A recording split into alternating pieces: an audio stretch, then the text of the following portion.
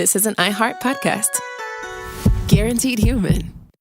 You're listening to a podcast, so you're doing something else too, like maybe scrolling home listings on Redfin, saving places you like without thinking you'll get them, because that's what house hunting has become. But Redfin isn't built for endless browsing. It's built to help you find and own a home. Redfin agents close twice as many deals as other agents, which means when you find a place you love, you've got a real shot at getting it. Redfin helps turn saved listings into real addresses. Get started at redfin.com. Own the dream. Hey, this is U.S. Olympic gold medalist Tara Davis-Woodhull. And I'm U.S. Paralympic gold medalist Hunter Woodhull. As athletes, our lives are about having a clear path. And a team that you can absolutely trust. So when it came to getting the best mortgage, we chose PennyMac. PennyMac is proud to be the official mortgage provider of Team USA and you. Learn more at pennymac.com. PennyMac Loan Services, LLC, Equal Housing Lender, NMLS ID 35953. Licensed by the Department of Financial Protection and Innovation under the California Residential Mortgage Lending Act. Conditions and restrictions may apply. This is Radhi Devlukia from A Really Good Cry. I absolutely love being outdoors, even if it's just stepping outside for a bit of fresh air between meals or taking a mindful walk to clear my head. But the one thing that can really ruin that is when my feet feel cramped in my shoes. So I switched to ultra running, and honestly, it makes such a difference. What I love most is their signature Ultra Fit Comfort Balance Strength. They have this roomy toe box that lets my toes actually spread and move naturally, so I really appreciate that. And I feel more grounded and balanced with every single step. It's like my feet can finally do their job, using all those little muscles that make me feel stronger the more I move. Whether you are a marathon runner, beginner or advanced, or just getting outside to train, Ultras have become my go-to for running and moving mindfully. They fit so well, they're so comfortable, and they just move with you. Shop now at ultrarunning.com and use my code CRY10 for 10% off. That's ALTRA running.com. Experience Ultra and stay out there. This is Angela Yee from Way Up with Angela Yee. Y'all, Black Girl Vitamins is completely changing the wellness game for us. You know our bodies don't move the same as we get older, and health becomes even more important. BGV, Black Girl Vitamins, is giving us all the supplements we need to stay healthy. I've seen hundreds of ladies online raving about their tasteless collagen powder that made their joint pain practically disappear. I had to try it myself, and y'all, it is the truth. If your body needs help bouncing back, go ahead and check their products out on blackgirlvitamins.co and get 20% off using code Angela Yee. It's podcasting time, podcasterinos. Damn it, I am Robert Evans, host of Behind the Bastards, trying to find a new strategy for introducing the show because I got tired of the old ways, and that was not a success. Nope. It was a miserable failure. Yep. And today, though, my guest is not a miserable failure. It's Mr. Billy Wayne Davis! Hey! Air horn. Sorry. Air horn, air horn. So loud. How you doing, Billy? Good. Was that too Good. loud? I liked it. No. I liked No, your that was fine. enthusiasm.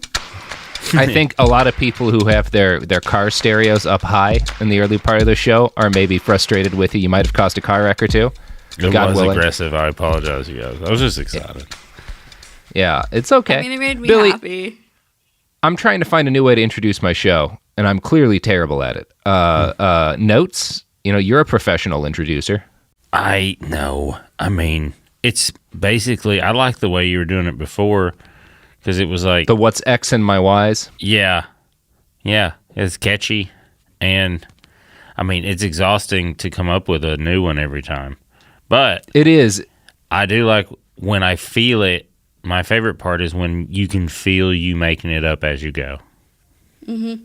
Yeah, that's definitely the case every time. I'm debating as to whether or not to stick to a format, though. But I Well, wrote, there it. is I a wrote format. one. He won't use the one I wrote. He has a format. you wrote one? Yeah, you. What did you write? I said, "What's salty, my ex-boyfriends?" It's great, right? No, nobody. All right, continue with your show. I'm just gonna go. What's hide. assaulting your ex? Okay. No, what's Well, salty we have some- like salt, See, as opposed to already- what's Oh. cracking my peppers. already takes you in a direction you do not want to go off the bat. Where you're like, wait, what is that? Oh, is she okay? Because I don't know what's salting your ex-boyfriends. I do know what's cracking my peppers. I like that one. It's the pepper cracker that I have. You like a de pepper. Also, buy that shirt on TeePublic. It's cute. Okay. Yeah. So we have some old business before we get into the episode today, Billy. One of those pieces of old business is that a couple of our fans found you at a comedy show and gave you a wonderful gift for me. Yes. And an odd gift. They did contact me and us before on Twitter, which was nice and very thoughtful, because it is nice to know to expect this gift. And yeah, it's not a kind of gift you'd want to receive at random. No, God. And especially at this show, was like in a house basement in Louisville. Oof. So, like, the show was in these people's basement, and then I was selling T-shirts and just meeting people afterwards in their living room, basically. And then, yeah, these people stood in line very patiently, and they're like, "Hey, we'd like to buy a T-shirt." And I was like, "Cool." And then they're like, "Also, here you go." And I was like, "It's real." And what was this gift, Billy? It's a brown shirt, Nazi dagger, and it's legit. And they reached out to us on Twitter beforehand and explained that it was like a family heirloom they didn't want to have anymore. Yes. And he was a brother and sister. They were happy to give it to me. And I don't really know what to do with such a thing. It is a piece of history, and an interesting one at that. Definitely not the kind of thing you want to have out just in your living room, because people will make the wrong conclusions about it. No, and my wife and mother-in-law were at my house when I opened it, because I shipped it because I didn't want to fly with it. Yeah. Also, I have blonde hair and blue eyes. Somebody just found me with it. They'd be like, "Yeah, this checks out." Yeah. This is his. Well, the fact that it's a family heirloom of theirs reminds me of one of my weird family moments. My dad's dad did something spooky for the U.S. government. Like, he was always over in Vietnam during the war, and nobody seems to know precisely what he was up to. Like, there's like the thing that he said he was doing, but everybody in the family's like, yeah, but it was anyway. And he was never dirty. Do you know what I mean? No, I mean, it was so, like, that was what he did in like the 60s, but he was in Germany right after the war. And years after he died, we found like a little box that was just full to the brim with like Hitler Youth armbands and like pennants and stuff like that, like a whole lot of them. And it was always like, what's the story here? Like, I'm certain it was just like he was in Germany after the war. They found a bunch of Nazi. He was like, we should put this in a box. But it's weird. It's a weird thing to like find, right? Like, to find a bunch of them. Yeah. Like, finding one, you're like, I could see like someone just be like, "I'm gonna take that. That's pretty weird." But find a bunch of them, like, did you do something with a bunch of them? And I don't think so, but it's a strange thing to come across. And I'm gonna guess it was something like that for our fans, where somebody's grandpa was over in Germany, yes, and shoots some guy or is in some house, or like, oh, okay, I guess this is what I'm taking back. It was used. Yeah. It was, I mean, it's haunted, for sure. Well, Billy, speaking of Nazis, and speaking of racists, today's episode is about the racist chemical weapons engineer who probably cooked up the MDMA that you'd used, if you've done MDMA. Man. Yeah. So, I told you it was going to be uplifting. I mean, it's a fun one. He's a doctor, so it's on brand for us. But, I mean, yeah, I'm sure he is a doctor. But, I mean, I always assume when you're doing certain types of drugs, you're like, there's bad people have touched this. Like cocaine, for sure. Yes. Like, MDMA is made in a lot of different places. Like, I've known some people who were like, cooked MDMA in their like college lab while they were getting their PhD. Mm-hmm. And like, I feel fine about that, you know? Yeah, that seems ethical to me. I just mean on the black market, period. Yeah. There's when you go to the black market, you're like, there you have to accept there's a percentage of like bad is involved in this. But, yeah. And bad people, it's how like most good people accidentally do bad stuff. It sounds like this bad guy accidentally did some good stuff.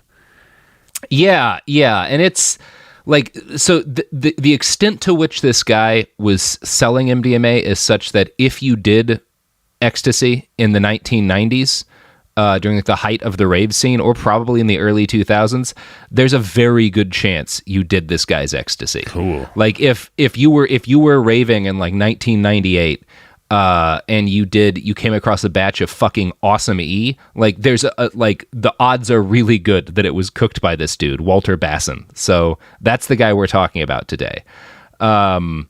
And we're not talking about mostly about his career making ecstasy. We're talking about his career as a chemical weapons engineer trying to exterminate the black race. See? There's always... Yeah. Ooh, boy. You had me. I was like, I don't know. He sounds pretty fun. He just makes a lot of great... Oh, okay. Okay. He's a genocider. Oh, damn it. Attempted genocider. Yeah. So the story of Woulter Basson is a really fucked up and interesting one, but to actually like tell it, there's a lot of background that I think people need about the history of chemical weapons. So we're going to talk about that a little bit first. Are you a chemical weapons fan, Billy? No. No? I mean, I understand them. That's and a bold take. I like all military stuff on some level, so I've read into it, but some of it gets real horrific so quick. Yeah. Like in the torture kind of way. Do you know what I mean? Yeah. So it's like I can enjoy, like I can both understand like the horror of trench warfare in World War I and how much artillery played into that, and appreciate like looking at a piece of artillery and how it functions and the way the mechanics work. And part of that's because, like, you can see, like, you can go to a war reenactment, you can see cannons being used, and they're not hurting anybody. There's none of that with chemical weapons. Like, there's no, like, displaying them. There's no appreciating the mechanics of it. Like, it's purely designed to not just kill people, but to do it horribly. Horribly. Yes. Like, with firearms, they do horrible things too, but we also get like fireworks out of that genealogy. Like there's fun things associated with them. Yes. Yeah, not with chemical weapons. Well, like this makes your insides be on your outside, and you're like, just blow somebody up, man. Come on. Yeah, what happened an honest, to you? God-fearing howitzer. Yeah. Yes. There's something to that, like just instant death. Yeah. Yeah, instant death, and like death in a way that, you know, we've been doing for a long. Like people have always blown each other up in war. In they've had different ways of doing it. Yeah, but this chemical weapons are like pretty new. And this is actually something like we talk about in the Fritz Haber episodes. And whenever I talk about like the birth of chemical weapons, like a whole bunch of people are going to hit me up on Twitter and be like, no, the first use was this and the first use was that. And they'll tell stories about like Mongols catapulting plague victims over walls or like something like that. And I get what they're saying. I don't think that stuff really counts. Because like sickness has always been a part of war, and like cunning commanders have always found ways to spread illness among their enemies because it makes sense. Yes. Chemical weapons in the modern sense are something really different, I think. Just one immune Mongol just running with the plague. There's so Mr. the Chemical Warfare over there. Yeah, there's a difference between that and like gassing a town with sarin, in my view. Yes, I agree. Yeah. Yes, yeah, because that's just more of like, hey, this works, but being like, someone in their army being like, we're gonna gas them. You're like, wait, what? No, what? Yeah, it's. I mean, and this is like a personal line for everybody, so people may disagree with me, but it's like. It's complicated when you try to talk about like where it all started. Like the first formal treaty that forbade something that you could call chemical warfare was probably the Franco-German Treaty of 1675, but that just banned the use of poison in war. So it wasn't really like chemical weapons. It was more like you can't rub shit on your bullets and then shoot people. That's bad, you know? It was like that sort of thing. Yeah. Yeah. In 1874, a bunch of... I mean, you can, and shit's going to get in your bullet wounds anyway, because there's poop everywhere in war. That's one of the eternal truths of war, is all the poop. And a festival. Yeah, it's the same. And the what? And a festival, like a music festival. Yes, yeah. Music festivals and warfare have a lot in common. I'm actually more okay with the use of chemical warfare on music festivals, but I'm not a big fan of Bonnaroo, so... No, it's... Live Nation bought it. Give a shit anymore. So in 1874, about a dozen European states signed the Brussels Declaration, which banned poison gas and other poisons as weapons of war. So it was the first time like a modern chemical weapon was banned, is 1874. And the Brussels Declaration was never ratified. But in 1899, the Hague Convention on the Laws of War was signed by every major European power, and they agreed universally to avoid the use of poison. The convention included a declaration on asphyxiating gases and explicitly forbade the use of projectiles designed solely for gas warfare. Now, the first modern chemical weapons attack on a huge scale occurred at Ypres in Belgium on April 22nd, 1914. We talked about this on the Fritz Haber episode. German soldiers emptied cans of chlorine gas and trusted the wind to carry them into the foe. And there were similar experiments. What could go wrong? On that day, it was great. Yeah, but afterwards, it didn't work out so well for anybody. Jesus. So yeah, it's that was like the first kind of like modern chemical weapon attack, and by the end of World War I, there'd been a grand total of 3,000 different chemical agents tested as potential weapons. So every side was guilty of this, even though they'd signed a thing saying they wouldn't do it. Something like 124,000 metric tons of chemical weapons were delivered via 66 million artillery shells over the course of the war, causing around 1 million casualties. And as you might notice, this clearly violates the letter and spirit of the Hague Convention. Mm-hmm. The way all the powers got around this was by arguing that their poison gas shells didn't violate the letter of the Hague Convention because the explosive shells they delivered them in didn't just kill people with gas. Since they exploded, they still killed people through explosions too. So their argument was like, well, the Hague Convention just banned shells that only disperse chemical weapons. Since our shells explode too. Technically, we also... Yeah. I hate you guys so much. I hate you. It's so fucking shitty. Yeah. And it reminds me, like, as a kid, I was a war gamer. Like, I played a lot of those little games with models. And, like, the rules lawyering that you encounter in that hobby, it's just weird to realize, like, oh, the same thing happens in real war. Like, there were a bunch of, like, overweight, shitty assholes standing around a table being like, no, it doesn't break the rules because of this. It's amazing. Just a bunch of bearded dudes who've never been near a battlefield yelling about like what doesn't break the letter of the law while like actual soldiers get gassed. It's amazing. Well, that's what I was thinking. Like while you were saying that, there's every war. It sounds like there comes to a point where like, okay, you can't do that anymore. God damn, stop doing that. Like every war, there's like something like we humans just figure out like, okay, what about this? And then it comes to the point where everybody's like, all right, it's just we gotta stop. We can't do that. Oh God. What is that? Stop that. Every time. Yeah. It's fun. So yeah, it World War I was shit. Chemical weapons made it worse. And in 1925, the great powers signed the Geneva Protocol on asphyxiating, poisonous, and other gases, which would have banned all chemical weapons in warfare, like without any sort of exceptions in it.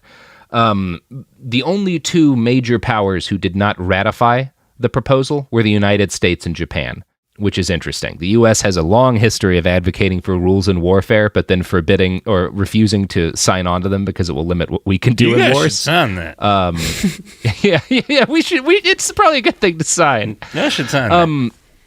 I should say, though, that like the Geneva Convention was kind of bullshit in some ways, just because like there was an exemption in it that if you were attacked with chemical weapons by a state, you could use chemical weapons in defense of your country. And there was another provision that allowed chemical weapons to be used on any states or groups that had not signed the Geneva Protocol, which meant that colonial powers could continue to deploy mustard gas against their tribal enemies. Mm-hmm. So it was like, we can't use chemical weapons on other white people.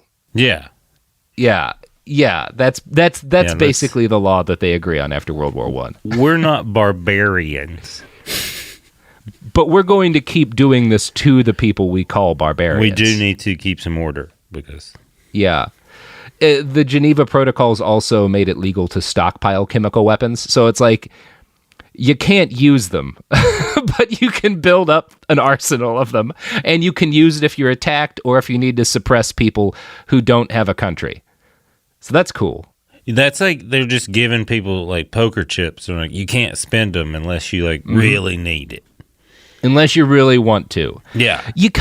That's kind of always how rules about warfare are. Like nobody, I guess in part because it's usually not people who have ever faced those weapons who are like signing onto the conventions about them. It's a bunch of politicians being like, yeah, and generals all sort of like debate. But but what if we need to? Well, then we'll have this exception in so that we can still use them if we need to.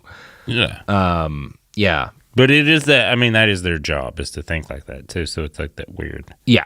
Yeah, and yeah, they're all a bunch of fucking lawyers. Now, the first nation to break with the protocols was fascist Italy in their colonial war with Ethiopia, which was a state at that point in time. Mussolini's troops dropped mustard gas bombs en masse on Ethiopian villagers in 1935 and 36, killing and wounding more than 15,000 people. Mussolini's actions were a clear violation of the protocol, but the League of Nations refused to do anything. This would prove to be the last time an international organization failed to take action against a fascist gassing civilians. So that's good. Nice. Never happened again. Never, not once. Now, I can't recall any of. That's what's great about international governance is that it's a thing that really happens. Oh yeah, it's just it's not theater. Yeah, it's not at all theater. Okay. Totally a real thing. Mm-hmm. So World War II wasn't a great time for anybody, but one of its few bright spots is that in the European theater, at least, chemical weapons were not deployed. This did not stop both the Axis and the Allies from manufacturing huge quantities of them, and the failure of either side to use chemical weapons was not due to high-minded ideals on anyone's part, but more due to a balance of terror that kept bare minimums of human decency in place in this one specific field of war. I'd like to quote from a Carnegie Council paper on the rise and fall of chemical weapons about this. Quote, while the Allies refined older model gases like phosgene and mustard, the Germans invented a new, far deadlier category of chemical weapons, nerve agents. In one of the greatest intelligence coups of the war, the Nazis successfully kept this development secret from the Allies until their surrender. If they had chosen to use these weapons on Allied troops, they might have altered the course of history. Once again, Germany had its superior chemical industry to thank. Chemists from IG Farben, then one of the world's largest corporations, stumbled on compounds of extraordinary potency while trying to develop potential insecticides for commercial use. What became sarin, tabun, and soman, all nerve gases which caused the cascading failure of body functions, including the body forgetting to breathe and then rapid death, were developed by German scientists working with their Wehrmacht counterparts. IG Farben, by the way, is Bayer today. So that's cool. That's cool. Yeah, your aspirin's made by the people who invented sarin. Cool. I mean, they know what they're doing. They do. You know, I would argue that sarin works better at its intended application than aspirin. Yes. Yeah, I can attest to that from what I've seen and experienced. But aspirin doesn't do shit. Like when your work, like as you develop that, did you just go home and your wife's like, well, "How was today?" You're like, "It was intense." Yeah. I imagine a lot of scientists like sitting out with a beer, watching the sunset, like staring at their kids playing in the yard and just like shaking their heads. It's like, I don't think we should have done that. I do not. This might go bad places. This feels like it's going to bite us in the ass. This does. I feel like there's all the best scientists wind up feeling like that at some point. Like we had a whole generation of them on the Manhattan Project who must have just gone home. You get this reading them where they're just sitting around being like, oh boy, maybe I shouldn't have done that. Probably shouldn't be doing this job. Yeah, they just know just enough of the, they're like, I don't think we should do this. You guys, okay. All right, I'm just not, okay. Oh, yeah, it's like... Everybody spreads that Oppenheimer, like that anecdote about him reciting that line from the Bhagavad Gita, I am become death, the destroyer of worlds. And I feel like when you're talking about when you need to change your career, if you feel the need to quote that unironically about what you're doing, maybe you need a new job. Yeah, you're like, this is... Yeah, maybe you're not in the right field. I feel like I'm in over my head. I'm in over my head now. I just like science. That's all I just like science. I bet his resume was fun. Just like 1943 to 1945, I became death, the destroyer of worlds. 1941 to 42. Like, you may have heard about me. You may have heard about me. Yeah. You know the guy who will ultimately be responsible for the end of human civilization? That was my day job. I figured it out. Yeah. It was a math problem, and I got it first. Yeah, I got it right. And, damn it. Oh. That is, I mean, what most scientists I know, it's their whole thing is like, we don't know. So we're just constantly trying to figure out everything. Is like, oh, we don't really know. And that's what happens is like, you guys keep asking questions, man. You know, it's like doing too many drugs sometimes. You're like, don't go down that hallway, man. Yeah, you're going to go too far and you're not going to be able to come back. But at least when people do that on acid, like, it just leads to them following fish around for 7 years. Yeah, like, and the military doesn't weaponize it. You're yeah, not yet. Yeah, 'cause they've tried. That's for sure. They have tried. It's just hard to.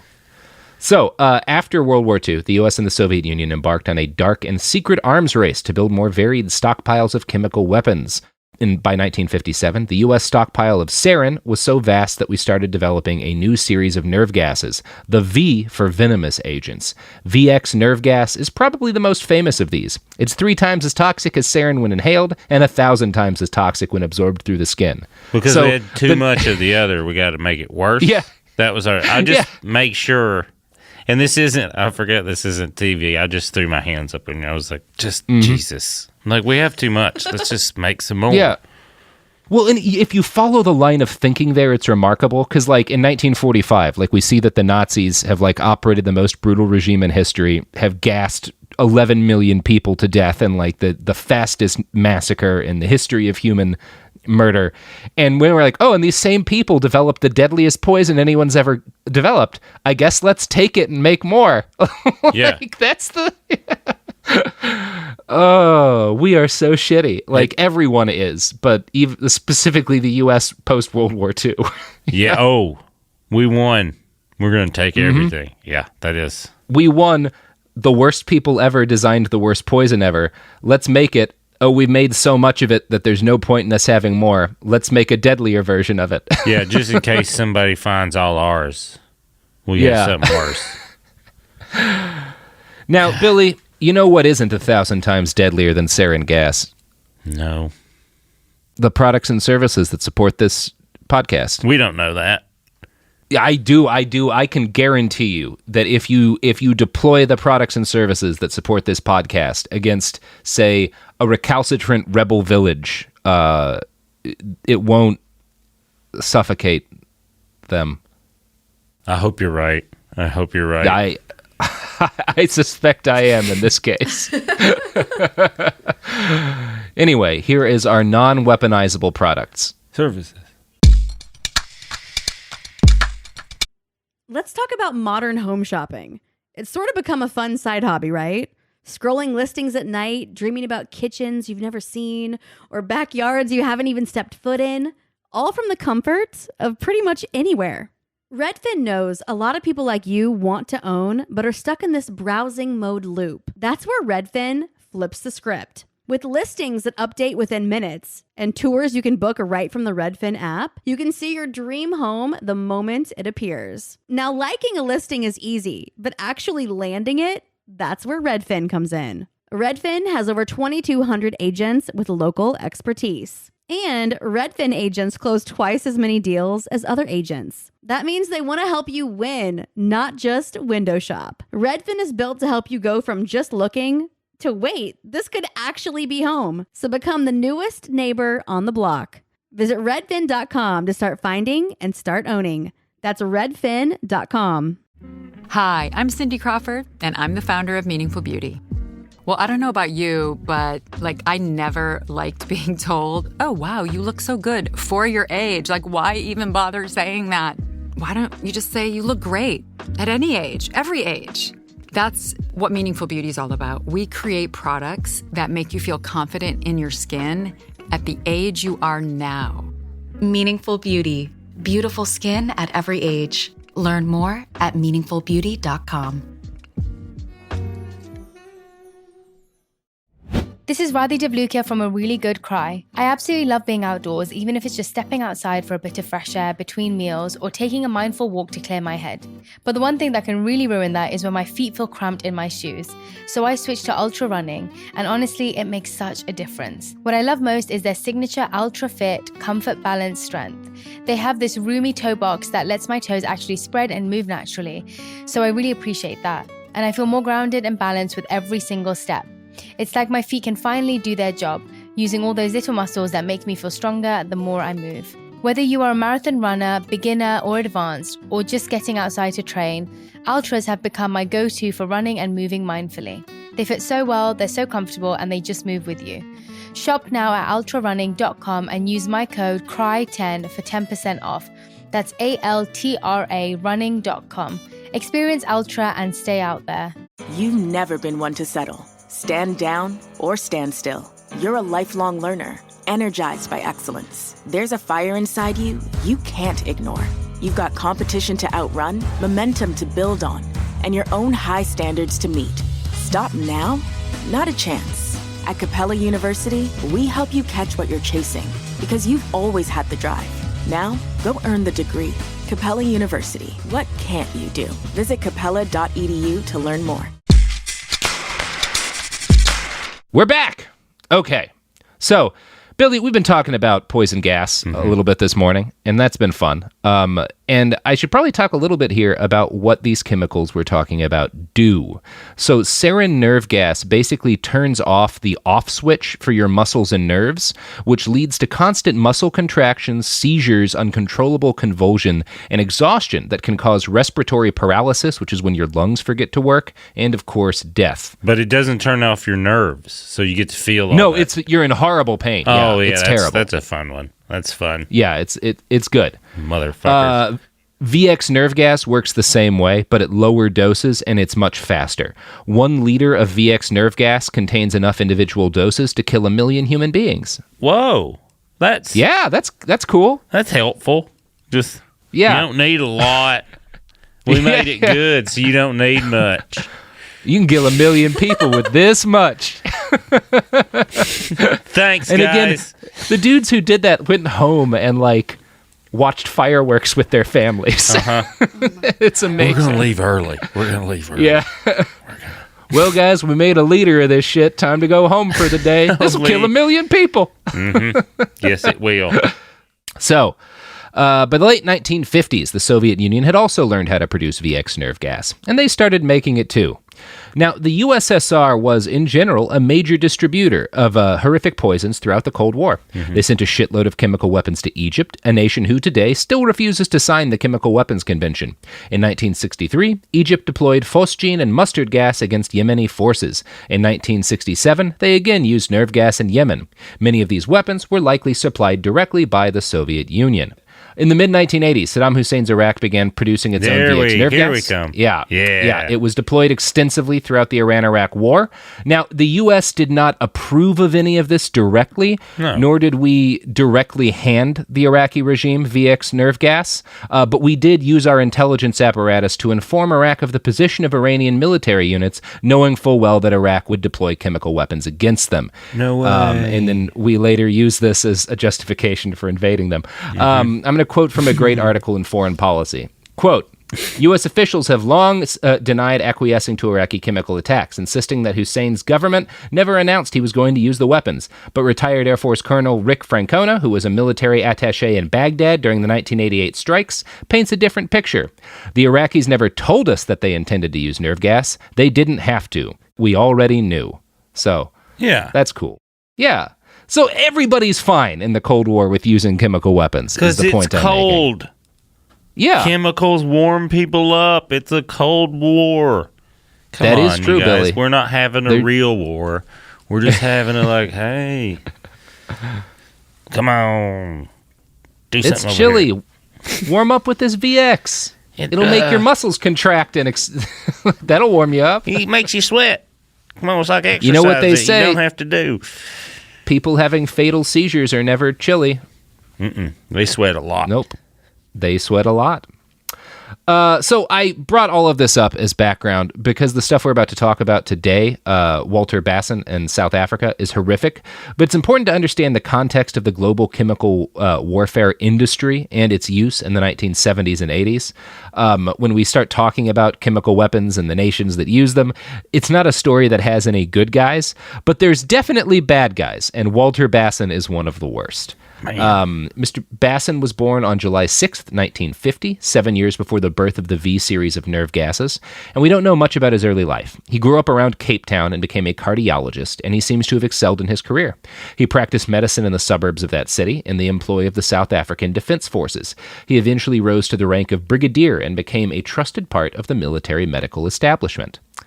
So have you ever heard of Rhodesia, Billy Wayne? Maybe. Is it a place or is it a herb?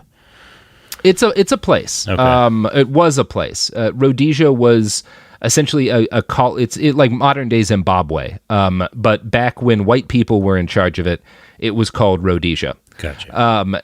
Now, in the 1960s and 70s, the European powers started to increasingly pull out of their African colonies, and this posed a problem for the parts of Africa that had sizable white populations who had grown up basically controlling large chunks of land and ruling over large numbers of black people. Rhodesia was named after the arch-colonialist Cecil Rhodes, who will certainly have an episode of his own one of these days. And so for years, there was like this big conflict over Rhodesia. And basically, like, actually, a lot of our, like, the modern military tactics that the U.S. military uses in Afghanistan and Iraq, like counterinsurgency tactics, were invented by the white Rhodesian military to suppress the black population. Cool. We're just, taking from the good and keep doing the good. That's us. Yeah, exactly. Like, have you ever heard of Soldier of Fortune magazine? I have. I used to read it when I was little. I didn't understand what it was. Well, during like the 70s, they would put in ads for the Rhodesian military because Rhodesia would like solicit white people from America and Europe to come and fight and become like colonial warriors suppressing like the black population. It's super fucked up. The story of Rhodesia is incredibly fucked up. I know where we grew up, people were like, y'all, you can go over. You can go over there and get to shoot people. You can kill them. And they pay you. Not racist there. It's fine. It was. I saw it in an ad. It was in Soldier of Fortune magazine. So in the back of a magazine, you can go over and kill people, and it's okay. All the best militaries advertise in the back of a magazine. Mm-hmm. Jesus. So the Rhodesian struggle for, colonial domination ended in the early 1970s in defeat and with the establishment of the nation of Zimbabwe. We ran out of racist Americans. We did. We ran out of racists. Y'all win, I guess. Yeah. You can have your country back. So that left just one power in Africa fighting for white supremacy. Obviously, South Africa. Yeah. Mm-hmm. Now, the badly outnumbered white population of South Africa managed to maintain power via a brutal police state and oppressive laws that made Jim Crow look still pretty bad, but less bad. That's not the best way to frame it. It was even worse than Jim Crow, is what I'm saying about the apartheid state. Yeah, you in don't South want to Africa. You don't want to have that argument either way. We're like, hey, we're not that. Yeah. When you're like, well, it was like you take the most racist people in America and you make them more racist, and that was the government of South Africa in the mid-1970s. Like, or maybe not more racist, but with more power to be racist is probably a better way to frame it. Because I suspect a lot of racists in America in this period would have done what the South African government did, but they just weren't allowed to. But they didn't have the internet to motivate them. Be like, oh, they're getting it done down there. Damn we could be more racist? Yeah. I knew we wasn't doing enough. So in the mid-1970s, South Africa got involved in a civil war in Angola, fighting on the side of anti-communist rebels. And this was a very complicated conflict, but the gist of the story is that South Africa believed that the cause of white supremacy was best served by supporting the United States and its allies in the Cold War. So they backed the anti-communist side in the civil war in Angola. Yeah, you can make of that what you will. So Cuba came in on the side of the pro-communist Angolan government, and in short order, South African soldiers found themselves wildly outnumbered and outmaneuvered by the Cuban army, and their, forces in the Angolan army.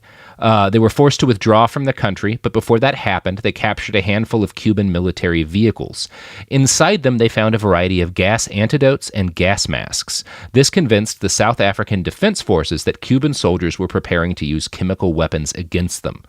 Now, it's possible that this never happened. Everything I'm telling you now is based on war crimes trials conducted in the mid-1990s, but the South African military establishment claims that fears of Cuban chemical weapons is what drove them to start developing their own chemical weapons program. So yeah, now, one thing I should note in terms of like determining whether or not this is true and whether or not they thought there was a really real military threat that inspired them to make chemical weapons is that right around the same time their war with Angola went to shit, the powers that be in South Africa also felt control of the domestic situation in their country slipping through their hands. See, at this point in South Africa, white South Africans basically held all political power in the country, despite making up only a small percentage of the population. Under Prime Minister B.J. Vorster, throughout the mid-1970s, economic growth plummeted, urban crowding grew worse, and it became increasingly clear to everyone that the black majority of the country was increasingly less willing to take this kind of shit. Yeah. In 1976, after the last South African troops left Angola, students in the Soweto township of Johannesburg protested against the mandatory teaching of Afrikaans in school. Now, Afrikaans is like a white kind of like, I think it's a descendant of like German or in Dutch and stuff. Like it's the language that the white people in South Africa speak. And black people in South Africa were not happy at being forced to learn a foreign occupier language. Why as not? You might imagine. It's truly mystifying, Billy. Normally, people love being forced to learn the language that the people who regularly shoot them speak. Why, it's gonna be a fun are you episode, guys being Billy. rude about this? Just learn our language. Why don't you want to learn our? Is it the shooting you? Is that why you don't want to learn our language? It's because this is your country and we came here. Is that why? Are you? You gotta let that go, dude. You gotta let that. So the Soweto uprisings were put down by white police with live rounds. They killed a number of school children, and it sparked an international incident. So obviously, the late 1970s was not a great time for racial awareness in the West, but things had progressed enough that black school children being mowed down by white cops did not play well. And since South Africa's political position was precarious at best, they really needed the support of Western nations. The head of their defense force, General Constant Viljoen, later testified that the diplomatic backlash convinced the government that such bloodshed had to be prevented. Soweto, quote, focused the attention of the military on the need to develop alternative crowd control agents. So this is what starts them on the road to developing chemical weapons, as they're like, boy, it looks bad when we just shoot people. We need an alternative crowd control. We need an alternative to shooting people. It's just the way they phrase those words. Alternative crowd control. What's that mean? We can't shoot them anymore. Like, okay. So gases seem like a good call because you can't see those so well on a camera. Yeah, what if we just put like invisible stuff that gets in their bodies and kills them that way? Mm-hmm. Yeah, that's basically the thinking. So after Soweto, the South African defense establishment becomes convinced that a total strategy is necessary in order to defend the country from the unrest that was increasingly sweeping the nation. I feel like it might be our fault to start with, but we're going to have to do something awful about it. Now there's all this unrest. We got to do something about it. Let's try to do the worst thing imaginable about it. Yeah, that's basically where this goes. So in 1981, the South African government orders Brigadier Woulter Basson, a young military cardiologist, to travel abroad and learn about the chemical and biological weapons programs of the Western world. Why a cardiologist? Yeah, I guess because he was just the best evil doctor they had. Like, they looked at all the doctors in the military and were like, you're the evilest? Oh, yeah, that's my guess. I don't know how you picked that. And they're like, this motherfucker is hollow inside. Let's get him to do it. There is nothing behind this man's eyes. Like, have you talked to him? He's good at stuff, but I don't like it. Yeah. So, Woulter, and his name is, I think, Woter. So I'm not Woulter. It seems more like Walter, which is why I think I've called him that a couple of times. But Woulter, we'll call him Woulter. Woulter was 30 years old at this point, and he took to his task with all the enthusiasm you'd expect of a young wunderkind given the chance to embark on an unprecedented project. Project Coast, as it was named, grew into one of the most ambitious and sinister weapons projects in human history. Its goals, if not its ends, may have even eclipsed the Manhattan Project in horrifying scale. So we don't fully know where Basson traveled in order to learn the tools of his new deadly trade. The evidence we have shows he visited a dizzying variety of different destinations. A Congress on Chemical and Biological Weapons in San Antonio in May of 1981. A visit to Taiwan to see their chemical weapons factories that same year. He made trips to Denmark, Switzerland, and he spent more than 4 weeks in the Russian Academy of Sciences in Moscow. We know he spent time working with British intelligence, and it's impossible for us to say exactly how much help or what precise sort of help these different nations provided, but it's fair to say that both sides of the chemical weapons industry, Soviet and Western, contributed knowledge to Woulter's later development. So that's cool, right? Everybody came together. Yeah, it's like how I don't know if you've ever been to a gun show, like a fairground. It is like all the time. I know you have. This is more for the people, but what always makes me laugh is it's people that hate each other. It's like base. A gun show is like base, where they go get their weapons and then they go fight each other outside. Yeah, it's pretty fun, actually. It is great, it's the same thing going to gun ranges and seeing the different political patches on people's bags and stuff and being like, oh, you all couple of bad years and you'll be using those on each other. Yeah, but you can't do it here yet. Not yet. We know who you're picturing when you put those targets up. So throughout the late 1980s and early 1990s, Basson developed a shocking array of conventional chemical and biological weapons for South Africa. He designed rifle grenades, mortar bombs, and artillery shells with biological weapons capacity. Now, this was all pretty conventional within the dark standards of the arms industry at the time, but Basson quickly went beyond preparing South Africa's conventional forces for a shooting war that just involved chemical weapons.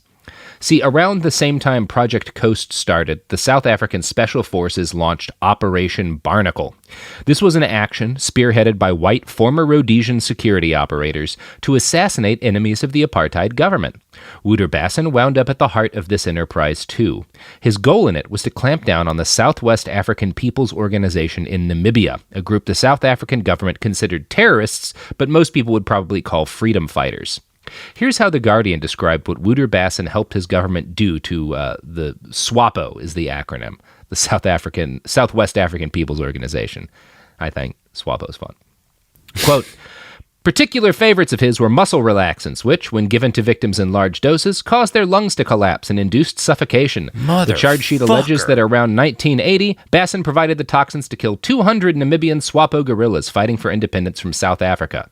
An aircraft was purchased for the purpose of disposing bodies in the sea. Yeah, it's fun stuff. He's just you think, he watches people be like, okay, man, that's terrible. He's like, just wait. It's getting good. And they're like, no, we're good. And he's like, no, I just cracked my knuckles. We're just now. Then we get an airplane and we dump their bodies in the ocean. Right? You guys got to throw up? Okay. Billy, you know who won't poison freedom fighters to death and dump their bodies in the ocean? Doritos. Actually, they're owned by, I think, Frito-Lay, and I suspect Frito-Lay absolutely would do that. Or Conagra Foods. Yeah, you're right. I'm with you on that. Yeah. But you know who won't are the products and services that support this show. Yes. Let's talk about modern home shopping. It's sort of become a fun side hobby, right? Scrolling listings at night, dreaming about kitchens you've never seen, or backyards you haven't even stepped foot in. All from the comfort of pretty much anywhere. Redfin knows a lot of people like you want to own, but are stuck in this browsing mode loop. That's where Redfin flips the script. With listings that update within minutes and tours you can book right from the Redfin app, you can see your dream home the moment it appears. Now, liking a listing is easy, but actually landing it, that's where Redfin comes in. Redfin has over 2,200 agents with local expertise. And Redfin agents close twice as many deals as other agents. That means they want to help you win, not just window shop. Redfin is built to help you go from just looking to wait, this could actually be home. So become the newest neighbor on the block. Visit redfin.com to start finding and start owning. That's redfin.com. Hi, I'm Cindy Crawford, and I'm the founder of Meaningful Beauty. Well, I don't know about you, but like I never liked being told, oh, wow, you look so good for your age. Like, why even bother saying that? Why don't you just say you look great at any age, every age? That's what Meaningful Beauty is all about. We create products that make you feel confident in your skin at the age you are now. Meaningful Beauty. Beautiful skin at every age. Learn more at meaningfulbeauty.com. This is Radhi Devlukia from A Really Good Cry. I absolutely love being outdoors, even if it's just stepping outside for a bit of fresh air between meals or taking a mindful walk to clear my head. But the one thing that can really ruin that is when my feet feel cramped in my shoes. So I switched to ultra running, and honestly, it makes such a difference. What I love most is their signature Ultra Fit Comfort Balance Strength. They have this roomy toe box that lets my toes actually spread and move naturally. So I really appreciate that. And I feel more grounded and balanced with every single step. It's like my feet can finally do their job, using all those little muscles that make me feel stronger the more I move. Whether you are a marathon runner, beginner or advanced, or just getting outside to train, Ultras have become my go-to for running and moving mindfully. They fit so well, they're so comfortable, and they just move with you. Shop now at ultrarunning.com and use my code CRY10 for 10% off. That's ALTRA running.com. Experience Ultra and stay out there. You've never been one to settle. Stand down or stand still. You're a lifelong learner, energized by excellence. There's a fire inside you you can't ignore. You've got competition to outrun, momentum to build on, and your own high standards to meet. Stop now? Not a chance. At Capella University, we help you catch what you're chasing because you've always had the drive. Now, go earn the degree. Capella University. What can't you do? Visit capella.edu to learn more. We're back. So, Billy, when we left off, we talked about how Basson provided toxins that shut down the lungs of Swapo gorillas, and then they would throw them into the sea from helicopters. Mm-hmm. And I'm going to continue quoting from that Guardian article. It just sort of what things Woulter Basson got involved with as part of this operation to clamp down on an independence movement. Quote, Basson supplied quantities of tuberine and scoline, muscle relaxants, which in overdose would cause suffocation. Basson requested feedback about the effectivity of these substances, the indictment reads. Dr. Jack Bothma, an orthopedic surgeon who fled to Canada, is expected to testify that he handcuffed 5 men to trees and rubbed a poison gel into their bodies on the orders of Basson, who is allegedly experimenting with new means of killing people. When it failed to have the desired result, the men were murdered with muscle relaxants. Bothma has turned state's evidence in return for immunity from prosecution for the murders. His license to practice in Canada was recently revoked after he failed the qualification exam. In many cases, the naked bodies of the victims were dumped at sea from a plane. Basson is alleged to have sometimes gone along for the ride. On other occasions, the corpses were disposed of in blast furnaces or shallow graves. So that's great. God. Yeah, so what you get from that, this is obviously, there were trials about this later, which we'll talk about, but this is a guy who, number one, he's charged with helping South African special forces clamp down on this black liberation movement, basically. And he it's not enough for him to just help them kill people. Like he's a scientist. He's always experimenting. So he's testing out new drugs on these people to like see what works well. And there's like a kind of a perverse like that, I guess I can understand as sort of like a sociopathic, like he's a scientist, he's going to experiment with shit. The riding along to watch the corpses get thrown into the sea, that is like, okay, this is beyond just like a soulless monster. Like this guy gets some sort of enjoyment. There is a pleasure out of, well, to me, what made it seem pleasurable is the lungs collapsing. Yeah, he's like, really focused on that. That is a thing where it's like, oh, you're gonna live and know you're dying. It's like you're drowning in the, like you're just drowning outside the water, which is awful. And it's like there's also clearly like you think about it from a tactical standpoint, and the only reason to use chemical weapons for this is to freak people out. Is like the fear is to like scare them away from rebelling, because like you if you just are trying to kill insurgents, you can shoot them, like you can execute people. That's works very well, and it's less horrible. So like there's an element of sadism present in like the whole South African military establishment, where it's like these black people are not happy being ruled by us, and we have to scare the shit out of them while we kill them. Yeah, it's fun stuff. Fun story. Thanks for sitting here and talking with me about it today. It's nice. Always a pleasure. But it is important that we talk about stuff like this because it's like, Jesus. Yeah, it's wild that to each other. Yeah, and where this story goes is pretty wild. So under Basson's direction, under Basson's direction, South African operators used poison to kill several hundred people all over the world.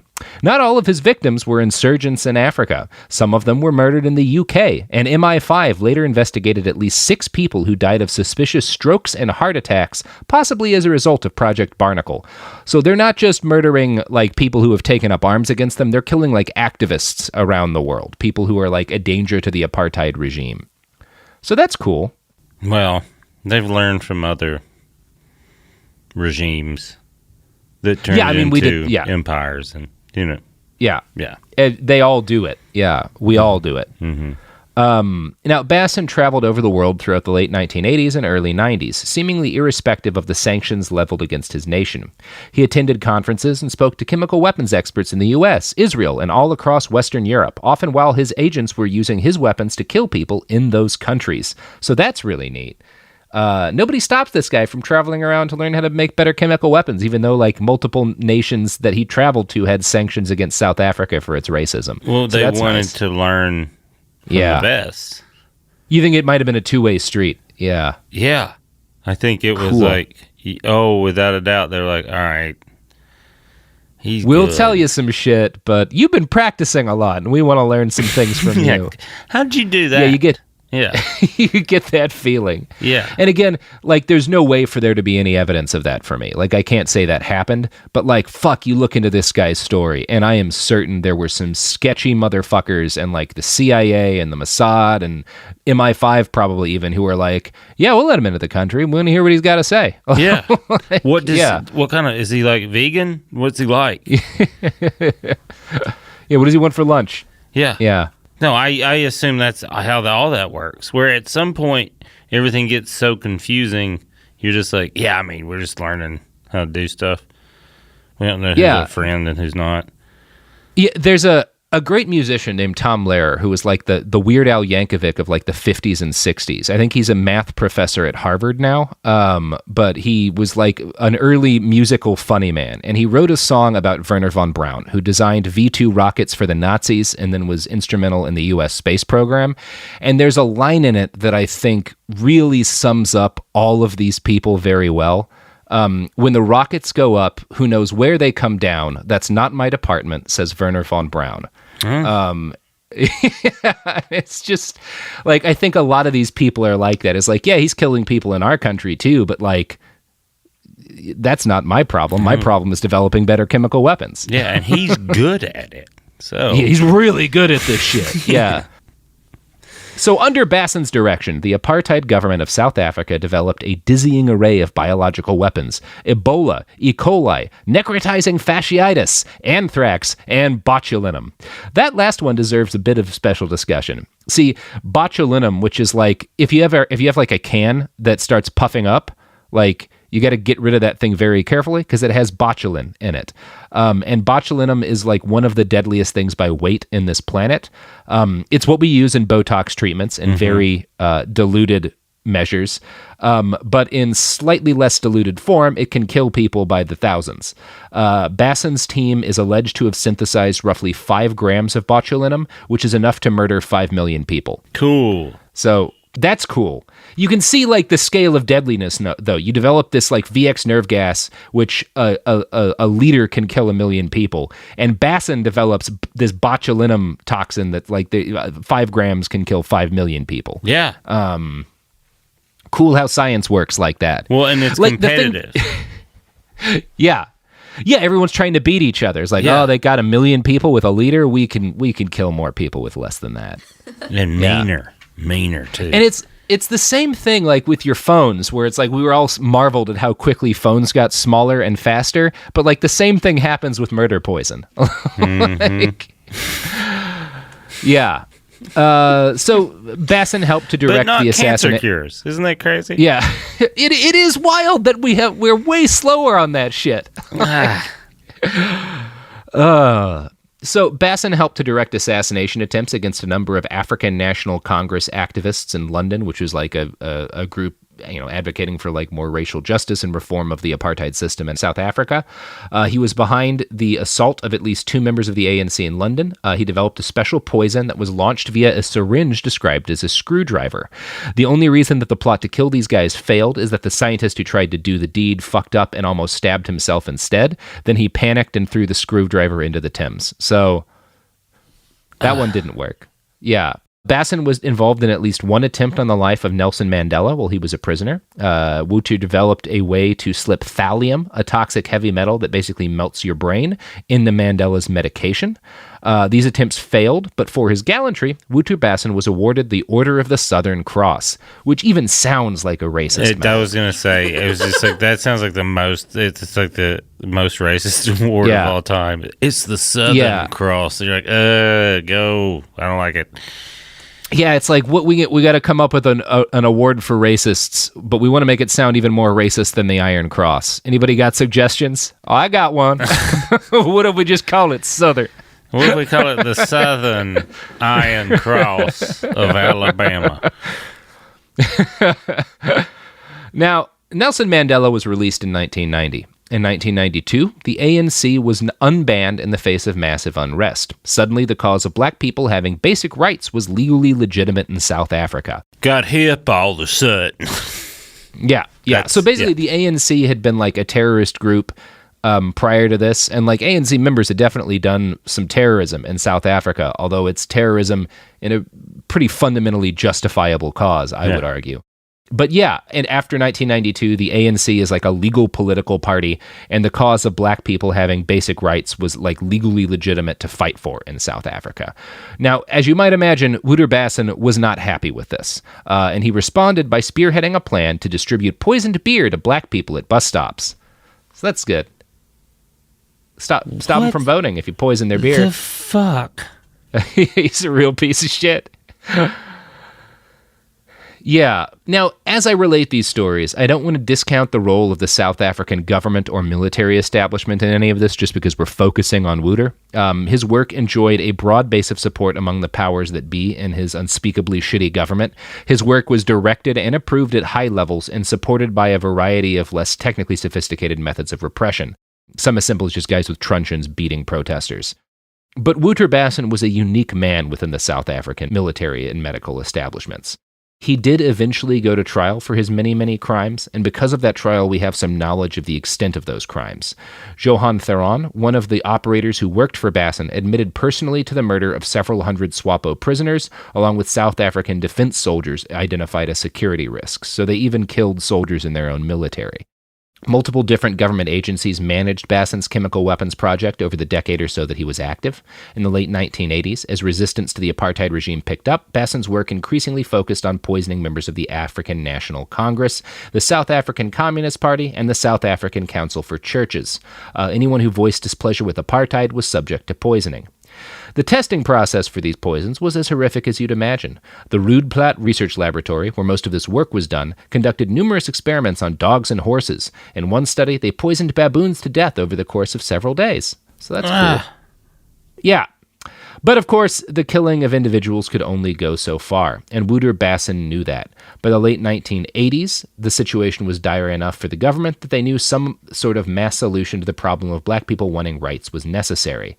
Now, it was accepted that there were too many black people in South Africa to kill. This was not a moral question. Many people in the government likely would have supported mass murder, but they simply did not have the technical capacity to do so. Logistically, it'll be a nightmare, you guys. We just can't. We don't have enough bullets. We just can't make it work. Yeah. So let's let them live. Well, good Lord. That's they a do conversation decide that they had in a room like we're sitting in. Yeah.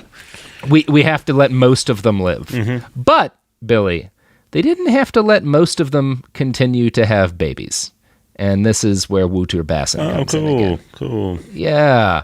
So under Basson, the South African military establishment embarked on a different scheme, an anti-fertility vaccine. Oh, God. Yeah. Yay! I mean, can't you just see some of the dingbats in the United States being like, "Oh, you want abortions? Is that what you want? We'll give you an abortion. We'll give you one for life." And you're like, "That's just what? No, that's." Yeah. So fully 18% of the projects Basson masterminded during his time in the military were focused on what were referred to as fertility and fertility control studies. Scientists under Basson later testified that they understood they were developing a vaccine which would be administered to black women without their knowledge or consent in order to render them infertile. Damn it. Yes. Now, the initial goal of Basson and his fellow scientists was to develop a vaccine that would only work on black women. This obviously proved to be impossible because black women are genetically the same as any other kind of women, and it just doesn't, things don't work that way. It's impossible to target people by skin color in that way. So it's interesting to me, Billy, that like these incredibly racist scientists start out by wanting to make a vaccine that will render black women infertile, and they realize that because black women are the same as every other kind of woman, they can't do it. And this doesn't lead them to like realize like, oh, maybe this racism is based on nothing. Oh, science says we're stupid. Science says what we're doing is idiotic. But no, they never that at any can't point. Be. That science is wrong about that. We're smart. Yeah. So they were rational enough to accept that their plan of a vaccine to render black women infertile would not do anything, but they refused to give up on their plan of stopping black people from having sex. Well, at least from having babies. And so things evolved. So one of like the scientists who worked under Basson later testified, as I've alluded to a few times, and one of them, a dude named Van Rensburg, claimed the effort started back in 1985. And he said he was told that the project initially existed at the request of Jonas Savimbi, the Angolan anti-communist rebel leader and Paul Manafort client who was allied with South Africa. There we go. The story goes that Savimbi was concerned that his female fighters would get pregnant and wanted an anti-fertility vaccine.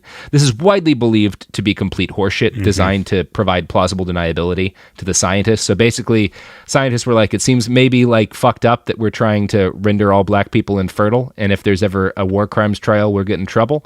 And so their leadership was like, no, it's not to, it's for this guy's female soldiers. He just doesn't want them getting pregnant in battle. He needs them to, because when they get pregnant, they can't do murder as good. Yeah, exactly. That's a better excuse.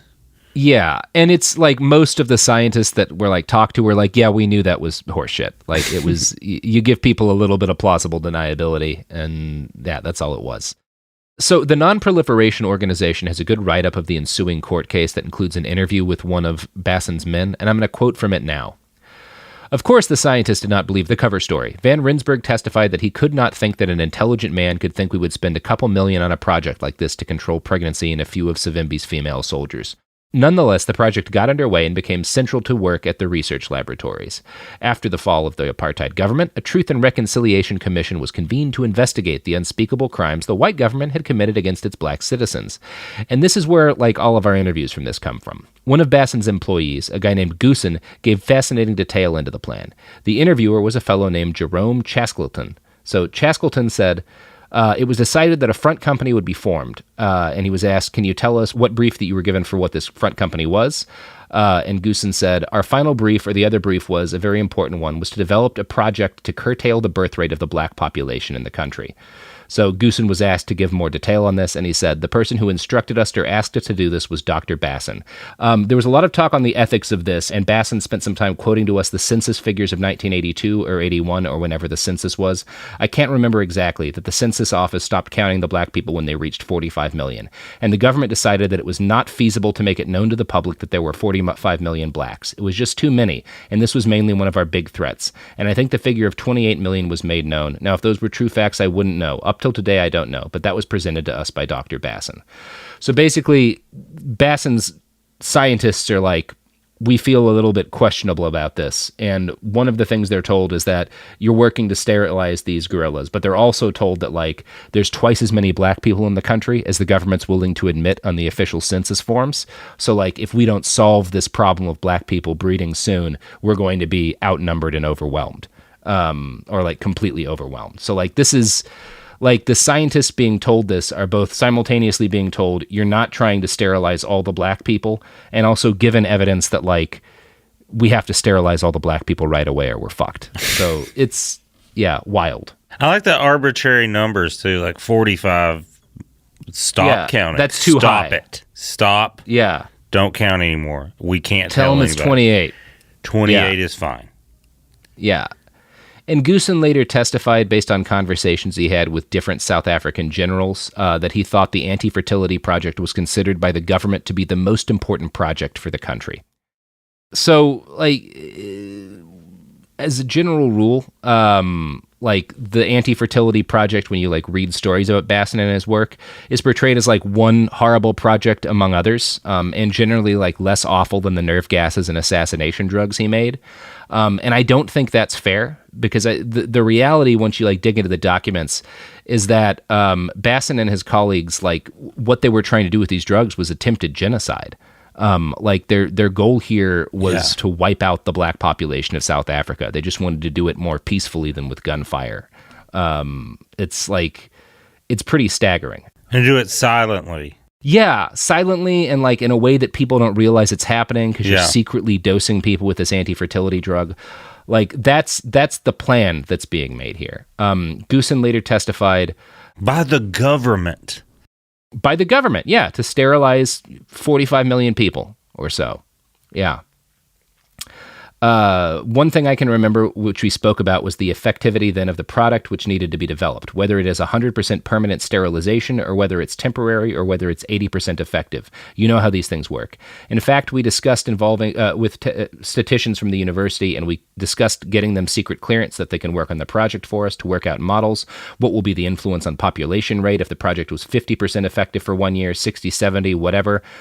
So we realized that you might not achieve 100% effective sterilization, and it was not thought to be necessary. So they're saying, like, maybe we only stop 70% of them from breeding, is what he's saying. Like, but, like, those are the numbers they're looking at. Like, this is a real effort to stop 2/3 or more, as many people as possible from breeding, as many black people as possible from breeding. And I think that rises to the level of an attempted genocide. Yeah. Like 70-80% sterilization. Like, you know, the Holocaust wiped out, like, roughly half of the world's Jewish population. So you're talking about the goal was something that would have led to an even sharper decline in the population of South African black people. Like, that was the end goal of this. It was a much slower project, but, like, that's what they're shooting for. 70-80%. It's pretty wild. Yeah, it's like they had a discussion where they're like, well, I mean, the Nazis were just, like, too loud and efficient about it. Yeah, exactly. So, like, you can't kill them as fast as they did. That'll get you in trouble. Yeah, people get, like, real mouthy when you do it like that. So you got to just do it. We'll get invaded, but if we can stop 80% of them from having babies, well then, yeah, pretty wild. Yeah. So, thankfully, the anti-fertility vaccine was never distributed en masse, and we have very little data on how it was tested, but we do know that the program was wound down in the early 1990s when President F.W. de Klerk was elected, and the death knell of apartheid was obvious enough for even people like Basson to hear. The new president ordered Project Coast to be gradually killed off, but he was not willing to give up on the dream of pacifying South Africa's black masses for domination by the white minority. Instead of sterilization or mass poisoning, though, President de Klerk started funding a kinder and gentler method of social control. He wanted Basson to test the use of quaaludes and MDMA to pacify the restless population. So that's nice. Okay. It is better. I mean, yeah. Everyone's going to get along, be a little looser. If it was for everyone in the country, I would say that's a great plan. The racism is what ruins. Oh, I see. Okay, I missed that part. No, they were just giving them to black people to stop them from wanting their rights. No, you thought they were just giving lewds to everybody. Yeah, unfortunately, that's fucking cool. You know? Yeah, if it was just like the army helicoptering quaaludes and MDMA to everybody, like, I'm fine with that project. That's a good use of the military. But no, this was racist. Very racist. There's always a catch. Yeah. So a scientist named Henny Jordan at a company that acted as a front for Project Coast is generally credited as the person who came up with the formula for what may have been the very best MDMA ever synthesized. Most sources suggest that it was over 95% purity, which is pretty exceptional. Now, I can't say for certain whether or not I or you ever took this particular strain of ecstasy, but like, it's one of those things. I started going through like my memories of the best ecstasy experiences I had in the early 2000s and like wondering like, yeah, that was a really good batch. Was that the Genocide ecstasy? Because this stuff was initially cooked up as a crowd control drug. They wanted to dose. This got really sad really fast. Yeah, it's real bad. This was initially cooked up. They wanted to basically dose millions of black people with MDMA to like stop them from revolting and stuff. But what was their delivery device? Well, I don't think they ever got that far because like they cook up a huge amount of MDMA, but I don't think they ever really figure out like how to distribute it to people. And then the government shuts down the project before they can dose anyone with it. So they just have a big old tank of MDMA. Yeah, so they have millions of doses of MDMA and no longer a government who's willing to like let them use it for anything. And they kind of, Basson and his colleagues all kind of decide that they should use it to fund their retirements.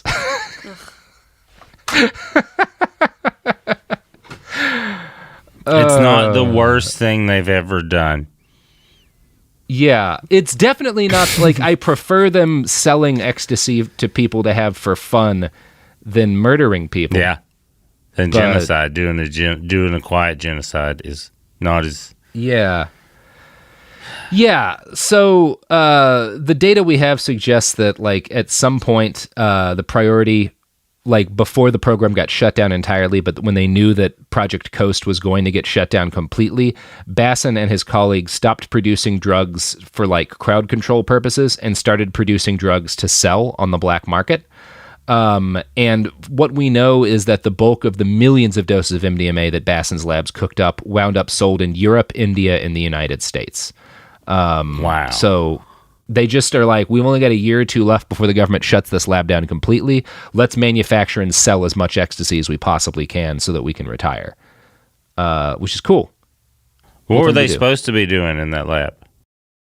I think it was, it's a government project. So I think that like it became clear that they weren't going to do anything with the research before the project actually got shut down. So no one was watching. They were just like, we're just here for like 7 more months.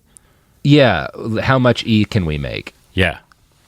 That's but cool. Where usually when government workers are like, all right, vacation starts now, they're like, well, now we can finally get to work and make some money here. Yeah, that's we can get paid now. We didn't succeed in genocide, but we can sell a lot of ecstasy. But we can get people pretty fucked up. So. Yeah. So,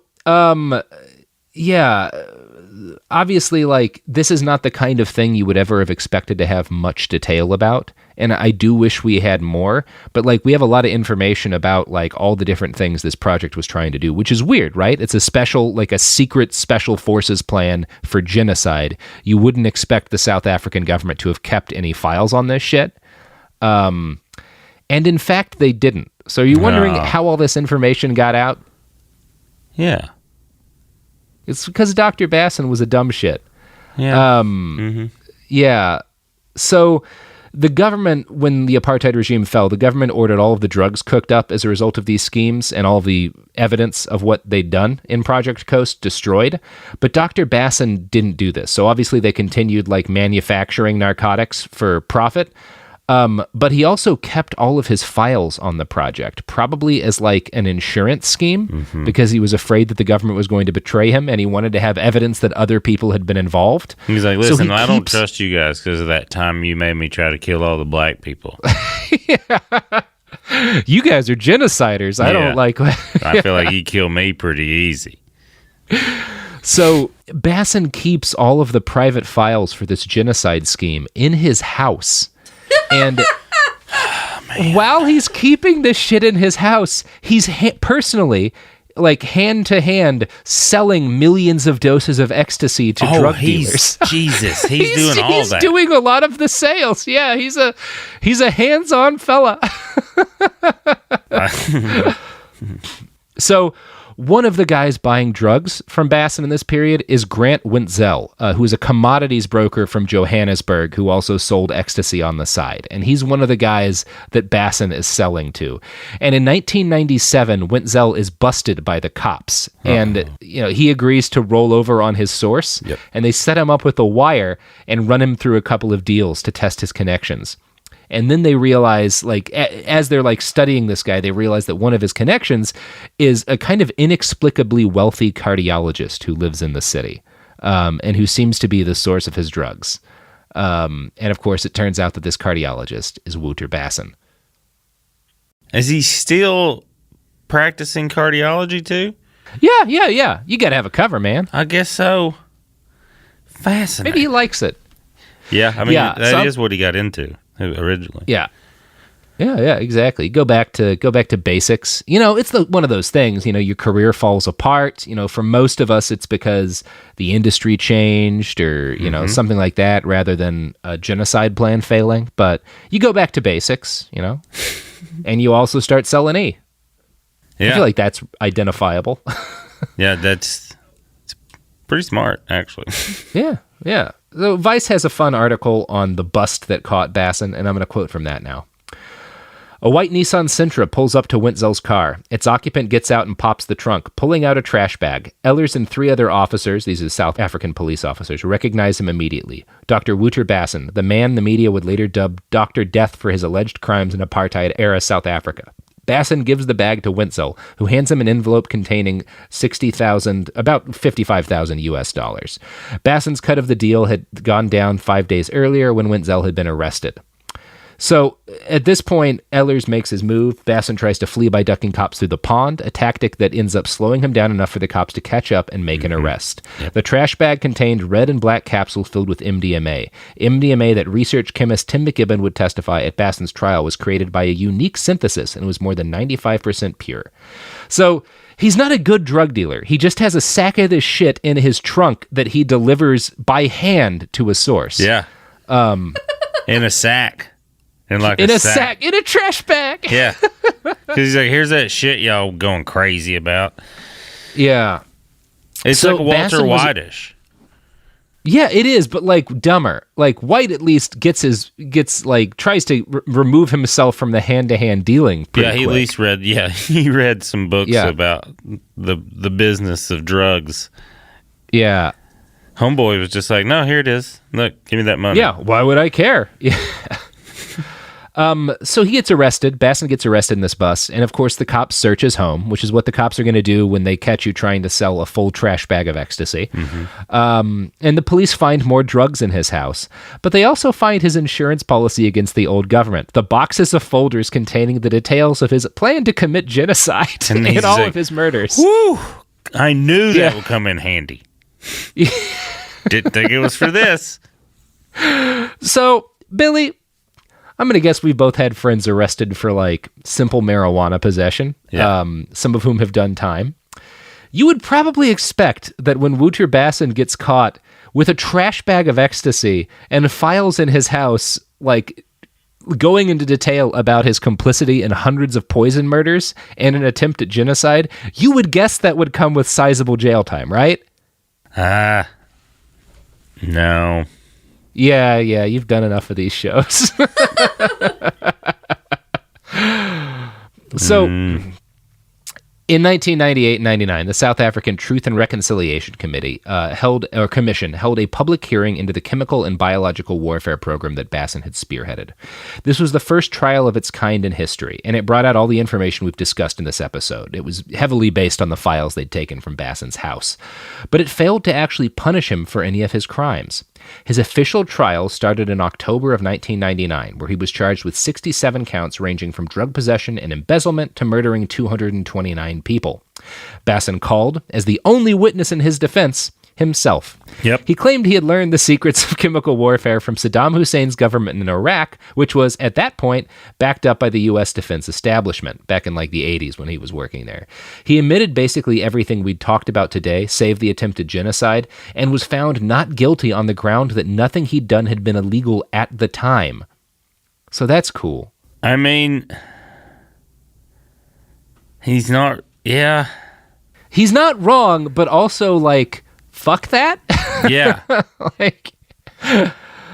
So, now a free man, Basson became a popular speaker on the international circuit. He was paid to deliver such headline events as Dr. Woulter Basson, a motivational talk from groups like the Kelvin Grove Club, an organization in South Africa that bans Jewish membership. So that's he's a hero to some people. Oh, I bet he is, yes. There have been numerous hearings in the years since, as some members of the government in South Africa have attempted to punish Woulter Basson for his numerous crimes. And he was eventually found guilty of professional misconduct, but none of these trials have resulted in long-term charges. In March of 2019, a high court in South Africa found that even those charges had been made by a biased court, and the results were set aside. Dr. Woulter Basson remains a free and unpunished man to this day. Okay, I don't. So that's cool. Yeah, it's super cool that he's just out there because he's just chilling. He's not doing anything bad. Nope. No, not at all. It's not in his nature. But here's my question: as someone that's read history and keeps up with how laws and politics and all that works, what files are they not talking about that he probably had that keeps getting him out of stuff? Like they were willing to admit the attempted genocide on South Africa's black population. What did they keep under wraps? Yes. That's my, when you were saying all that, I'm like, there's stuff in there they're not, because that's my friend. Yeah. We did try to kill all the black people. Yes. We tried to stop them all from breeding. Yes. Because we couldn't kill them all. This guy was trying to help us do that, but just nothing else. We didn't do anything else. Nothing else. Nothing else. There's nothing that's unspeakably and almost unimaginably evil waiting buried in a bunker somewhere in South Africa that Woulter Basson invented. Trust us. Ask him anything else. Oh. It is, you kind of do think, like, I'm not obviously familiar with the intricacies of South African law, so maybe it is just an understandable technicality and a necessary part of the reconciliation effort that, like, he wasn't It's not what my heart says. That's not what my heart says. Yeah, that's not what my heart says. They were like, this guy has other insurance policies waiting, and if he does time, something unspeakable will be revealed. Yeah, and he's smarter than us. So yeah, he's very smart. Yeah. Not a dumb man. Damn it. If you did great ecstasy, like unbelievably good ecstasy in the late 90s, early 2000s, maybe. Like, he made enough that it circulated for a while after he got busted. I mean, he is like a metaphor for every drug dealer. Do you know what I mean? Like, they're like, yeah, I mean, we know what he does, but have you tried his? Have you tried his shit? It's crazy. I know. Yeah, and don't bring your sister around him. But yeah, because he does that thing. Yeah, but he's the only guy in 3 counties that can. Yeah. Yeah, I mean, it is one of those things on, like, a personal scale. You'll accept the fact that your drug dealer is, like, creepy and, like, says some, like, weird things every now and then, and, like, you wouldn't want to be alone with him or let other friends be alone with him. You, like, travel in a group to go pick up your shit from his place. And do not meet him there. Do not meet him. Yeah, no. That guy, yeah. Yeah. But, like, on a larger scale, I guess we're willing to accept genocide. I mean, none of the people buying that ecstasy knew it was genocide ecstasy. No. I think probably there's some traffickers or distributors that had a clue. Yeah, someone being like, where's this shit coming from? I don't know, South Africa. Oh, God. That's probably not a good story. Yeah, it's kind of like every time I've done cocaine, it's been like, I wonder if someone was shot for this. Yeah. Maybe. Yes. Good. Yes. Yeah. And not even like maybe where you think. It's like I talk about that like with heroin. Listen, it's awful, but it's also responsible for most of the most amazing music we've had. And people are like, no, I'm like, no, I'm not saying that the singer of your favorite song, but someone that was working on that album, yes, was on heroin. Someone. It helps with music. It's not good, but it does help.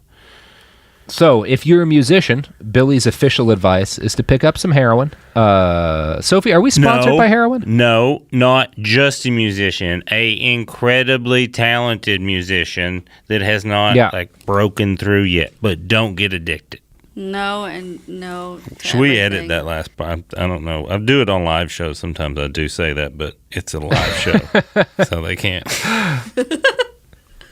You know what, though, we can say about heroin? It was not manufactured by Woulter Basson. That we know about. I don't know. That we know about. In fact, it very, like... I mean, I guess it's easier. Like, I think Basson, like, you don't need a doctor to make your heroin, right? No, you just need that. I think people cook it in their living rooms pretty regularly. Mm-hmm. From what I've seen on Nat Geo channel, that's where it comes from. Yeah. So yeah, he's 69 years old. He's probably. I just think that's. I like to imagine that's how he's just living. Look at just a 69-year-old. Just raving day and night. Yeah. I think he has like a pet gerbil and also does that dance all day. But definitely has a pet gerbil. I think he goes to Ibiza a couple times a year. Just with his pet gerbil. I don't know why I picked You feel good? That's because of me. Right? I honestly if you've danced with a racist South African cardiologist at Ibiza, it was Woulter Basson. Mm-hmm. I mean, I wonder if he ever did ecstasy. I don't like the way he was delivering it in the bag is hilarious to me. Robert, should I show what he looks like? Because he looks like the lobotomy doctor. Actually, this is why I said I think he has a pet gerbil, based on his face. Oh, yeah, you kind of see it, right? Yeah, see, he's got a pet gerbil. Yeah, he looked way cooler in my head. He's not cool. No, he's not that cool. No, he looks like cool. You know what? He looks like he makes sarin gas and shit. Yeah. He does, right? Yeah, he does. He doesn't look like... And he looks like he makes MDMA out of spite. I don't like his face. I'm just going to put it out there. If that makes sense. Ooh.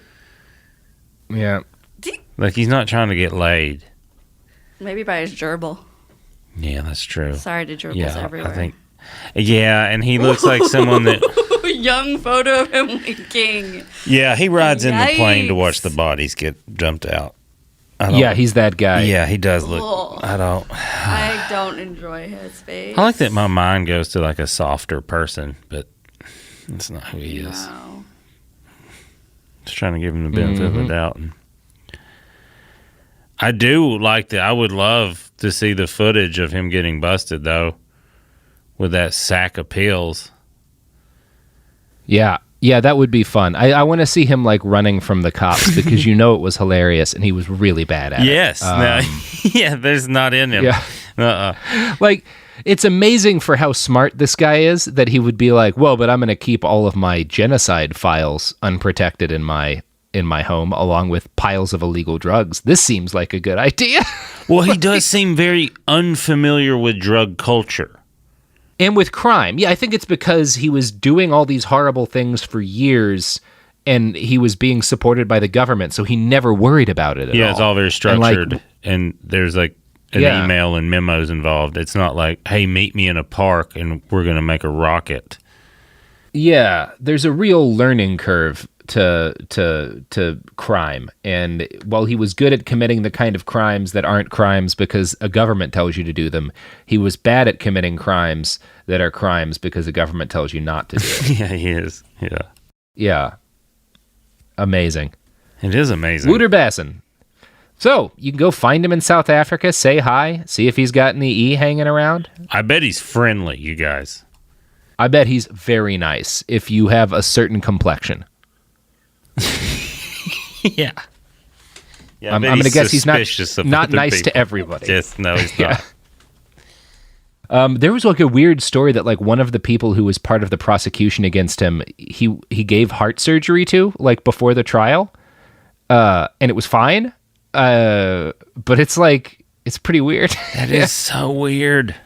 What people's like what their boundaries are very strange.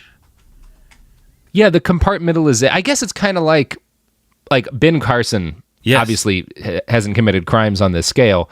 But he's not someone I like or think is a particularly good person. But if I needed brain surgery, I'm sure he's like everything I hear is he's great at it. So what do you do? Well, Billy, this has been a fun story about a guy who tried to commit genocide and who did make a lot of people drown in their own lung fluid. You know what? And then sold ecstasy and got off scot-free. I would rather, if we're doing silver linings, someone try and fail at genocide and end up making ecstasy for everyone than someone trying to make fun drugs and end up committing genocide on accident. I guess you could say that Woulter Basson is actually the best case scenario for someone who attempts to commit genocide. Like failing to commit that did not make Anderson happy. No, Anderson did not. No. It's a good dog. This is a good dog. And what you're saying is bullshit. Well, but I mean, like, normally when people try to commit genocide, they kill a lot of people, and he failed to kill he killed a lot of people, but then he made ecstasy, so I guess that's better than killing a lot of people and not, I don't really know where I'm going with this. I think it is going to be one of those, like, if there's an afterlife and it's like what your grandma thinks, and St. Peter's up there, he's like, you made a lot of people really fucked up and happy, but you did some killing. I mean, a lot of killing. He did do I think attempted genocide outweighs the ecstasy, but yeah. Whew, boy. Maybe there's not anything to learn from the story of Woulter Basson, other than that apartheid was garbage and the South African nation under apartheid was one of the worst countries that ever existed. Mm-hmm. And I hope Woulter Basson gets hit by a car soon. Yeah, with a bag of pills in his hand. With a bag of pills in his hand, trying to sell a trash bag of drugs. And they just go everywhere and everyone gets them for free. Yeah. That's kind of the best case scenario. Well, Billy, it's been a pleasure. You got any pluggables to plug? I'll be on tour coming up soon. We're booking all that right now, but just at Billy Wayne Davis is my Twitter, and I'm on the new season of Squidbillies, so check that out. And at Billy Wayne Davis is my Instagram, so... Well, you can find me on Twitter too, and I'm not going to tell you where, but you can. I'm there. Seek me out, and if you're meant to find me, you will. You can also find this podcast on Twitter and Instagram and at BastardsPod. You can find our sources at BehindTheBastards.com, and you can hopefully not attempt to commit genocide. That's all I ask of my audience. Don't do it, you guys. Don't even try. Not even once. Don't. You can attempt to make ecstasy. As much as you want, really. I'm fine with that. Yeah. This is a very pro amateur chemistry podcast, unless it's genocide chemistry. Yeah, don't be doing. Try to help your parents' marriage. And don't be racist about who you give your ecstasy to. Give it to everybody, otherwise it's a problem. Yeah, that is fun. Mm-hmm. I did. Yeah, this one puzzled me. There's some science puzzles here in this one that it's a thinker. It's a real thinker. It's a motherfucker is what that is, where you're just like, oh, you figured out that we're all the same, so you can't. Okay, I'm going to go. All right. Mm-hmm. Yep. All right, everybody. Have fun with this one. Enjoy your holidays. Yay. If this comes out before the holidays. Bye. Bye.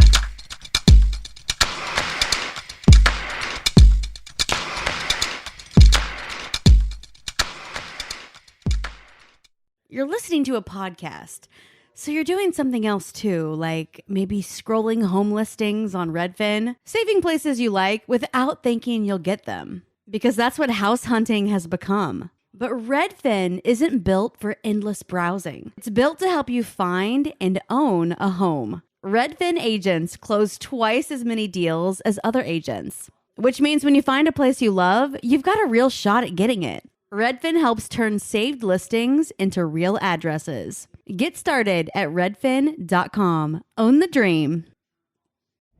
This is Radhi Devlukia from A Really Good Cry. I absolutely love being outdoors, even if it's just stepping outside for a bit of fresh air between meals or taking a mindful walk to clear my head. But the one thing that can really ruin that is when my feet feel cramped in my shoes. So I switched to ultra running, and honestly, it makes such a difference. What I love most is their signature Ultra Fit Comfort Balance Strength. They have this roomy toe box that lets my toes actually spread and move naturally, so I really appreciate that. And I feel more grounded and balanced with every single step. It's like my feet can finally do their job, using all those little muscles that make me feel stronger the more I move. Whether you are a marathon runner, beginner or advanced, or just getting outside to train, Ultras have become my go-to for running and moving mindfully. They fit so well, they're so comfortable, and they just move with you. Shop now at ultrarunning.com and use my code CRY10 for 10% off. That's ALTRA running.com. Experience Ultra and stay out there. This is Angela Yee from Way Up with Angela Yee. Y'all, Black Girl Vitamins is completely changing the wellness game for us. You know our bodies don't move the same as we get older, and health becomes even more important. BGV, Black Girl Vitamins, is giving us all the supplements we need to stay healthy. I've seen hundreds of ladies online raving about their tasteless collagen powder that made their joint pain practically disappear. I had to try it myself, and y'all, it is the truth. If your body needs help bouncing back, go ahead and check their products out on blackgirlvitamins.co and get 20% off using code Angela Yee. The new Chicken Bacon Ranch Street Chalupa is at Taco Bell. You can't get just one. Okay, so that's not like some marketing hyperbole. You literally can't get just one. They come in twos. So like, if you want just one, you're going to need to find a friend who loves slow roasted chicken, bacon, and avocado ranch sauce. Or a friend of a friend, or have an awkward conversation with a complete stranger to see if they're obsessed with chicken, bacon, and avocado ranch. Or you could just like eat them both because you're obsessed with slow roasted chicken, bacon. Okay, you get the idea. The new Chicken Bacon Ranch Street Chalupa is at Taco Bell. At participating Taco Bell U.S. locations for a limited time while supplies last. This is an iHeart podcast. Guaranteed human.